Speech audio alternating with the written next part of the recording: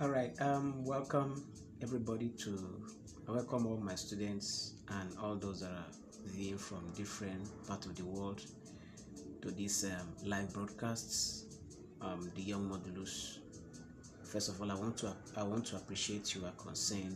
Okay, for some time now, I've not posted any video. I've not done anything due to my health, but I thank God that I'm back to my feet again. Once again, um this video is on electricity and magnetism. Okay, and for those around me here in University of Port Harcourt, Nigeria, I've been able to have one or two classes with them. Okay, physical classes, and it is very necessary that I go through these videos again. However, I did a video, uploaded videos which I feel many of you have seen it, on this same topic, but I'd had issue with my editing software where I cannot actually edit my video properly. Okay, so that's why I have to go live and to ensure that I don't keep my audience waiting. And not before I begin, I also want to appreciate those who have called, okay, to find out, okay, my well-being, and those who also make requests for videos of this form to be made again. So this is a live broadcast and it's also a presentation, and possibly I just want to make it very clear using this PowerPoint so that I wouldn't need to waste much time and editing stuff, because those things really take our time for those people that are for content creators who are very much aware. So it is good that we understand these things now. Okay, all right. So like I said, we are still on electrostatics. Yes, and I will still take it from the beginning in case you miss the lecture, but you can always go back to check the video, check the playlist to get the video proper. All right, so in this video we are talking about electrostatics, which is a branch of mechanics that deals with a branch of electricity that study the properties of charge and charge system at rest. Okay, and when we say electrostatics, from the word electro, that's electron statics, electron at rest. Statics has to do with something being at rest. So electrostatics is a branch of electricity that deals with the proper order that discuss the properties of charge and charge system at rest. And don't forget that it is the movement of electrons that give birth to the concept of electricity. Let's not forget that fact. Okay, and basically the concept of electricity is divided into two: electrostatics and current electricity. All right, so electrostatics, in this section we discuss the properties of charge while they are at rest, or we assume to be at rest before they move, while in current electricity we discuss the movements, properties and other characteristics surrounding these charges when they are moving, or these electrons when they are in motion. And of course, this when electron is in motion we can talk about currents. Okay, all right. Now I also try to refer students back to the mechanisms and properties of matter, one of the semester course we did last semester, first semester, where we discussed mechanics. And in that aspect we talk about division of mechanics, kinematics and dynamics. And the kinematics aspect of it, we look at the motion of physical bodies without explaining or knowing the causes of the motion. Of course, we know that force causes motion. All right, so then under dynamics we now look at the motion of physical bodies with explicit concern about what the causes of motion, which is what force. So the reason for doing this is because we just want to address this issue in a separate form and look at all the properties or all the things that is involved when force is there and force is not there. So it's the same thing in this case. I'm just trying to compare these two concepts, okay? Because along the line in this concept, in this electricity as a concept, we are going to be discussing some of the mechanisms and properties of matter, which of course we are going to be dealing with in this very course. All right, so on your screen here you can see static electric charge and conductors. Okay, so we'll discuss conductors, non-conductors and what semi-conductors. Okay, now there are some of the points that may not be there, but that may not be captured on the slide, because I just have to use a slide from one of this thing I have here, and then I will be mentioning some of them as we progress in the class. So in this lesson you will learn how to define electric charge and describe how the two types of charge interact. Okay, of course we have two types of electric charge, the positive charge and the negative charge. Now Benjamin Franklin was the first to give the name charge, and then he told us that for us to produce a negative charge, okay, that we have to interact an ebonite rod with silk with 4, and for us to produce a positive charge we have to interact a glass rod with silk for us to get this charge. Okay, and that's these two charges have something in common, and they can also either attract or repel depending on whether they are like charge or what unlike charge. So we are going to look at that area also. Then we also look at you're also going to learn to study the law of conservation of charge. Okay, of course charges can neither be created nor destroyed, but can only be transformed from one form to another. All right, we'll discuss that fully. Then we also define conductor, insulator, and explain their differences, and then give an example of each. Then describe 3 methods for charging an object. Actually there are 2 methods of charging an object, but some authors put in 2 methods. Okay, so we are going to look at those methods as we explain them. Then we are also going to explain what happened to electric force as we move further from the source. Okay, basically we'll discuss the that maybe something in a subsequent video, but let's see how far we can go with this. Follow me.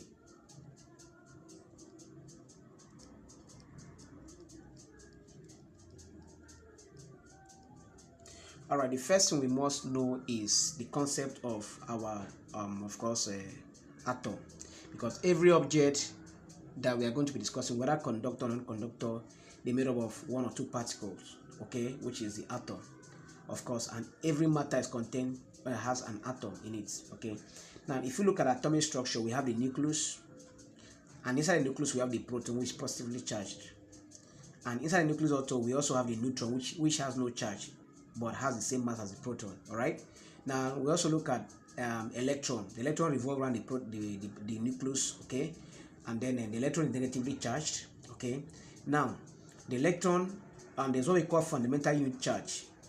The fundamental unit charge is a charge that is contained in every object. Basically the charge is given as 1.6 times 10⁻⁻19 coulombs, which is there in our screen here. All right, 1.6 times 10⁻⁻6, okay, minus 19 coulombs, and of course the unit of charge is what coulombs. Now this charge is negative for the electron, positive for proton, and of course neutron has no charge. Is that okay? So this charge, okay, is contained in every object, like I said, whether it's a conductor or non-conductor. Is a small amount, which we call fundamental unit of charge. It's a very small amount of charge. Of course, we were told that every other charge are integral amounts of this very charge. For example, if I have a charge of 5 microcoulomb or 5 nanocoulomb or 5 picocoulomb, then that charge contains this small amount, just like the Avogadro constant that we all know in our chemistry, our foundational chemistry, that 1 mole of every atom contains the Avogadro constant. Okay, so the same thing, every mole, every single parts of object you have, or atom you have, or electrons you have, contain this very fundamental unit charge, which is 1.6 times 10⁻⁻19 coulombs. All right, now QE, as they say, which is that value, is the smallest charge discovered. That is the smallest, which is contained in every object. And that is why if you use your pen or anything to rub on your hair, you rub vigorously, you are able to pick some dust particles. Any object, it mustn't be a charge, it mustn't be a metal. It can be plastic, it can be wood, it can be paper. Once you rub them vigorously, once you bring them together, they acquire charge, and by so doing you can use them to pick other objects around the environment. So this is a very small amount of charge which is contained in every object. So in this case we can answer that electricity is quantized, that it comes in discrete numbers. Okay, now that QE is called a fundamental unit charge, which I've said earlier. Now in nature, atoms have no net charge because we have equal number of protons and electrons. Okay, a neutral atom, as we all know, has no net charge. So if I have a sodium atom, it has equal amount of proton and equal amount of electron. Okay, now but don't forget that by the time you dissolve, let's just go with a compound, sodium chloride, NaCl. That's our table salt, our compound, our common table salt. Okay, Now, if you dissolve NaCl, what you are going to get is what? Ion. All right. Now you're going to get Na plus and what? Cl minus. Now, why do you have Na plus? You have Na plus because the sodium is metal, is giving us 1 electron, while you have Cl minus because chlorine is a non-metal, is accepting 1 electron. So what does that mean? When you give out, you become electropositive, because the more you remove electron, the more positive you become, the more electropositive you become, and the more you accept electron, the more electronegative you become. So these concepts are very, very important. All right, so let's move on to the next slide. Now we have a question here before us. Don't be surprised. Like I said, every charge occurs in integral amounts, and that amount is that value that was given to us earlier. So if I know the number of electrons, okay, if I know the number of electrons in that very if I know the number of electrons in that very element, okay, and I multiply it by that fundamental unit charge, I'm going to have this. So a total charge in a particular object is given as Q, okay, I'm just trying to use the screen, Q equals to, we are plus or minus N, okay, N what? Ne. Okay, that is what it is. So by the time you multiply the number of electrons, number of mole by that fundamental unit charge, you are going to get total amount of charge. Okay, this is the units of charge. The single charge. When you multiply by a number of electrons, you are going to get total number of charge. It could be a plus or what? Minus. All right. So now a question is given, say how many electrons does it take to make a charge of this? So when you make your N subject formula, okay, this is the charge given to us, means that we are going to divide this charge by our E value. The mass is not even needed in this calculation, so the mass is negligible. Don't need the mass. So when you make N subject formula, remember the minus here will cancel the minus that we have in this formula. Okay, so by the time you divide, you make N subject formula, you're going to get Q over E, and when you divide that by our fundamental unit charge, you are going to get 2.5 and 10 to the power 13 electrons. Okay, so that calculation is always captured in the exam, so take note of that. All right, so like I said, we don't actually need that mass. We don't actually need the mass. Okay, so but you can just feel free to go through what is happening there. Okay, now we go to law of conservation of charge. Now before we go to law of conservation of charge, I would like to explain this very one that you are very much conversant with. All right, now which is the second part of it, which is like charges repel while unlike charge does what? Attracts, which is the law of conservation of charge that we all know in electrostatics. Okay, like charges repel and unlike charge does what? Attracts. Now when like charge repel, they usually leave a particular space. Let me see if I can capture this here. They usually leave a particular space. So if I have a plus charge here, and I also have another plus charge here, okay, now this charge is going to repel. This charge is going to repel. This will repel. This will repel. Now once it repel, it's going to leave out a particular space in between, and that space is given by this letter X, the amount letter X. Are you there now? So now that letter S is called neutral point. Please take note, it's called neutral point. Now at neutral point, the total electric field intensity is 0. Since there is no electric field line crossing that very region, total electric field there is what? 0. Please take note of that section because this is part of the exam questions. Okay, total electric field there is what? 0. Okay, so that is what happened there. So like charges repel while unlike charges what? Attracts. Now in the attraction, let me just capture that. In the attraction, we have this. In the attraction, okay, let me just join this now. In the attraction here, okay, let me see if I can do this separate. All right, thank you. So in the attraction, we have this. Yeah, I will have negative sign, negative charge. Okay. All right, in the attraction is going to be, the line is going to cross that region, unlike the first case. a line will cross the region, this line will cross the region. All right, so you can have as many as possible, okay, this way. You can have as many as possible, as many field lines as possible. We call those things electric field lines. We use them to visualize the field. Now you need to know that there is a particular direction at which that line moves. One of the properties of electric field line, which we are going to discuss later, is that they start from positive charge, okay, and end in what? Negative charge. If you watch here, look at the arrow. The arrow is emanating from what? Positive side, which is this other side here, down toward the negative.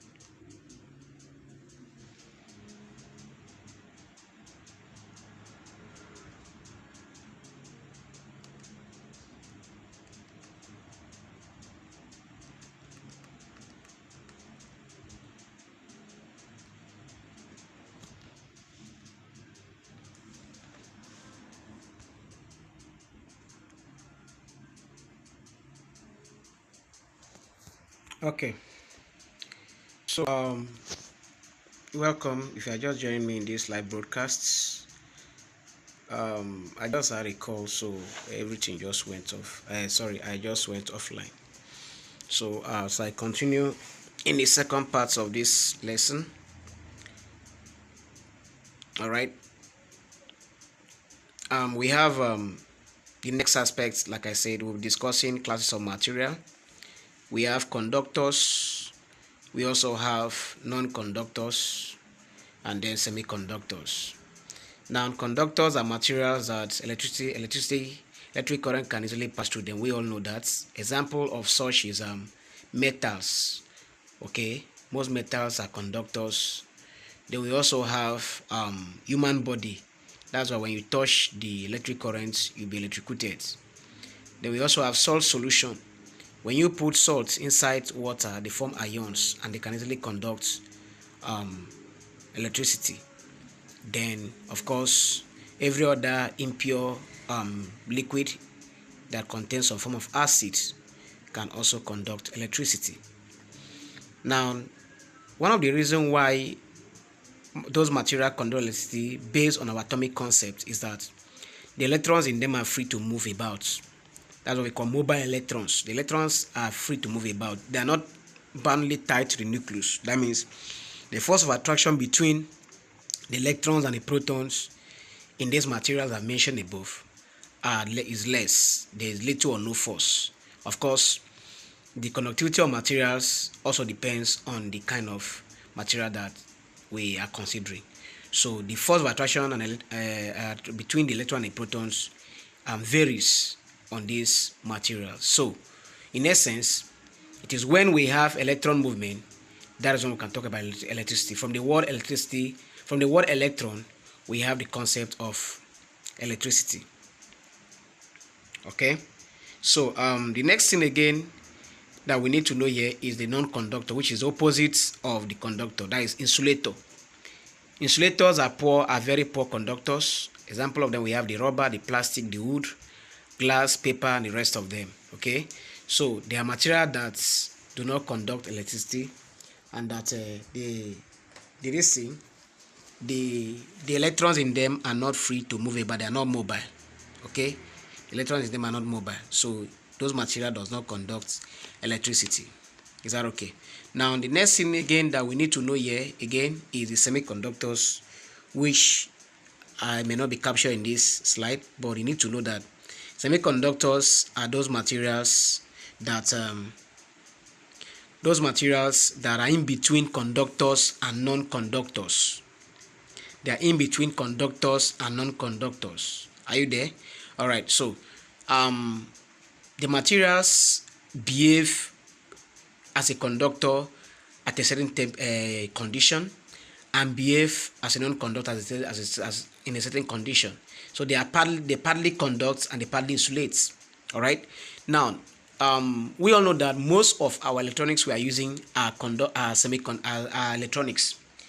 And electronics, most of the electronics we use are made of semiconductors, and semiconductors form the concept of electronics in general.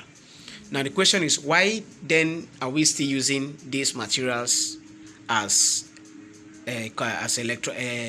for electronics tools or materials? Okay, like our laptop, the phone, and of course the calculator we are using. Now, for us to enhance, though that concept is beyond this topic or this very concept of what we are discussing presently, but for us to enhance the property, the conductivity of this material, that the naturally occurring semiconducting material must undergo a process that is called doping. Doping is a process whereby the intrinsic, which is the natural occurring semiconductor, is being mixed up, okay, dubbed, what we call dubbed, mixed up with some kind of what they call impurities or materials, some kind of elements, okay, pentavalent and trivalent element, depending on the kind of materials you want to have, in order to achieve that very conductivity. So once the conductivity is being enhanced, thank you for joining us. Who is that person? You can just comment in the comment section. You are welcome. So once you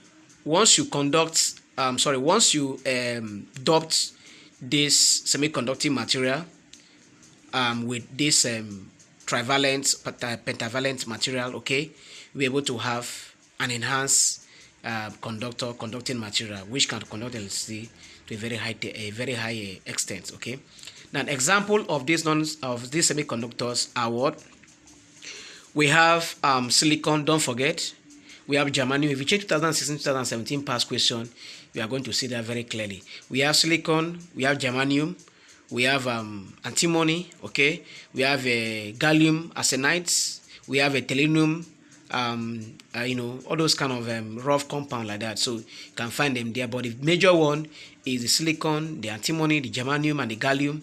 Take note of these very common materials because they are very common in the exams. Alright, so please share this video to your classmates. Tell them that I'm doing a live video and a live teaching, so you can always get and ask question, and of course I will be there to attend to you. Alright, okay, so that is like I said, the concept of electronics semiconductor is beyond the scope of this physics 112 we are handling right away. Okay, so I'm going to move to the next slide. Now in this other one, we want to look at method of charging insulator. Alright, now basically if you check your O-level textbook, they will tell you that they have three methods of charging insulator. But basically we have two types of method of charging insulator. We have the we have the contact and the non-contact methods. Alright, now in your O-level they will mention contact, they will seek and mention friction, they will mention induction. No, they are all classified as contact methods. Okay, now in contact methods, the object you want to charge and the charged object, which we call charging and charged material, they are brought together just like what you see here, and they are rubbed. So if you can see up there, you see the ebonite rod being brought on this very metal sphere and then rubbed. And then if you watch now, you notice that the negative charge is not the one that is coming in here, which is the product we have here. Is that okay? So we see that the charging and the charge are brought together and they are vigorously rubbed together, and that's why we call it frictional method also. Okay, they are vigorously rubbed together and thereby giving you the negative charge or the positive charge that you want. So if I actually want to get a negative charge, I'm going to bring a negatively charged object, which is the ebonite rod here. Okay, if I want a positive charge, I'm going to bring a glass rod. I'll get a positive charge here. Okay, so it all depends on what you actually want. Please take note, because at the end of the day we are going to summarize the difference between that method and the non-contact method. Alright, so you can see it on the screen. Negative charge rod gives some electrons to what sphere. Electrons are negatively charged also. Now the next method is the non-contact method. The non-contact methods, okay, which we call charging by induction. Charge by induction, in this case, the charge without touching. If you watch now, there is no touching between the ebonite rod and then the sphere. So the charged rod comes near neutral sphere. The light charges are repelled to other side of the sphere, and of course the unlight charge are now attracted. So you can see that in this case and this first stage, this very negative ebonite rod is going to attract all the positive charge here based on our law of electrostatics. Like charges repel, unlike charges attract. So the like charges is this one here, they will repel, while this and this will attract. Have you seen it now? Now in that case now, since we want to get this thing, we want only the positive charge to rule in this system. What we do that we introduce earthing or grounding. You connect the system to the earth, okay, earthing or grounding. So once you do that, you are going to release all the negative charge which you don't need in that very system for now to sink into this earth. So by so doing, once you've done that, ensure that there are precautions you must take at this stage, because if you're not very careful, this one too will still sink to the earth. So once you notice that this has been released totally using a particular device, okay, then you now remove your hand from this side, okay, then this now spreads. So by so doing, you have used a negative charge to get a positive charge material. So we can easily draw a conclusion from here to mean that for us to charge an object by contact method, we must use that. Sorry, in contact method, the charging object and the charged object have the same charge, while in non-contact method, what happens? It is what? Opposite. Is that okay? All right. So you can see that grounding wire lets the charge escape from the sphere. The grounding wire is removed, then the charge rod, and then finally the sphere is charged. So these are the steps. You can watch the video again and then see how far it goes after this live session. All right, so the next thing is, they say if the sphere in the previous two slides was plastic instead of metal, electrons wouldn't flow. All right, okay. Now the surface would become slightly charged as the electrons in each individual atom are rearranged, but no overall effects. Now static cling is made by these effects. All right. Now, the homework you try charging your way through these problems. Okay, so there are problems that which you don't bother yourself. All right, so for now I'm going to end this live session. We'll come back again later. Okay, try to share this video. The next thing we are going to be looking at is Coulomb's law. You can see it here on the board, on the screen, Coulomb's law. And in this thing we'll be looking at state Coulomb's law in terms of how the electrostatic force changes with the distance between two object. Of course, you know that the distance between the two charges also affects the force of attraction or repulsion. Then we're also going to look at calculate the electrostatic force between two charge point, two-point charge, such as electrons or proton. Then compare electrostatic force to the gravitational force for a proton and electron. And of course, for those of you that were in my physical class, you notice that gravitational force, like the Newton law of gravitation, and the Coulomb's force, they have something in relation. They are collectively called the inverse square law, okay, which we are going to discuss very, very soon. Okay, they are collectively called inverse square law. All right, so for now, please drop your question, comments, or whatsoever you feel. For the moment, we will still come back to this again, like I said, and we'll continue the video. Thank you and God bless. I'll be there to receive your message on any question you have concerning what I've just done earlier.